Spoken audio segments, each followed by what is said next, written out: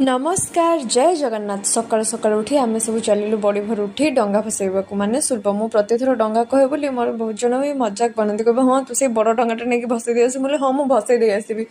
तो मुझे आगे गली डंगा फसैबा माने सुल्प तो मु मोर गीत गाई डंगा फसई दे आसली आका माँ बई पान गुआ थई पान गुआ तोर मासक धर्म मोर तापर मो माँ गला माँ तर से पानी भितर बंदापना कला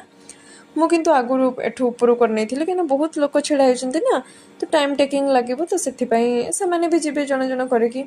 तो मुझे मोर आगुआ कर दी माँ तार से गला पछक बड़ी पड़ाक ना जह्नर गोटे एत मस्त नजारा मैंने पूरा मस्त देखा जाए जह्न तापर मो सान भौणी गला कहले तू जल्दी जल्दी कर आरती मिस करदे मंदिर में सब मंदिर में पुणी आरती देखिए सी तार डंगा फसिक आसला आसला बेले आम गाँव अधिष्ठात्री देवी माँ खुदुरुकुणी को टे मुंडिया मारी आसलु तापर जस्ट आसिक घर पहुँचीचु कि नहीं कीर्तन हबार माने साउंड सुनागला तो आम पुणी दौड़िलु कहीं कीर्तन वाला आम जा मंदिर ठीक टाइम जाए पहुँचा आरती हवा को पाखापाखि टाइम आम जाए पहुँची जा मैंने गोटे खुशी लगे ये सब रिचुअल्स बहुत लोग भी जानी ना आ गाँव में रही ये सब जिन मैंने मत पाए सेलिब्रेट करने को सब पर्वपर्वाणी सेलिब्रेट करने को मत बहुत भल लगे गोटे खुशी लगे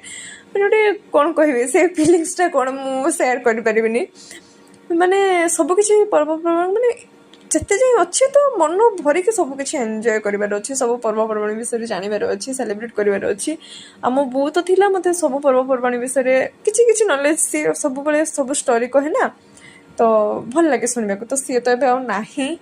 तो बहुत किसी से शिखेक जाइए सब पर्वपर्वाणी कौन हुए कौन नहीं तापर आम आसी मंदिर पहुँची गलु मंदिर देखिपे भिड़ आस्ते आस्ते हवा आरंभ हो गला कहीं आरती टाइम पाखी आसला तो से मंदिर पूरा भिड़ हो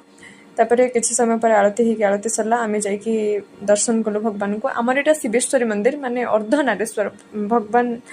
महादेव भी अच्छा माता पार्वती भी अच्छी तो से आम यहाँ शिवेश्वरी मंदिर आप देखिपे मूर्ति से भी अच्छी तापर मंदिर बाहर को आसवाक नहीं गोटे विराट बड़ डंगाटे या तो टी दिन होगा जो वेट कले कहीं समस्ते ये परिश्रम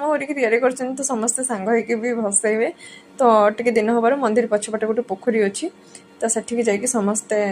भसैले मिसिकी एकत्रित होकर से भसिक आम बलदेव मंदिर आसिले बलदेव मंदिर में आरती सरी जाता कि ये माँ वृंदावती पाखे आम जो टाइम आसिक पहुँचले से टाइम आरती चलता है टिके लेट होगला और कहीं आरती सरिक ये पहुँचला बेलू आम गाँव में केवल बलदेव जो ठाकुर जगन्नाथ बलभद्र नहांती से आम गाँवटा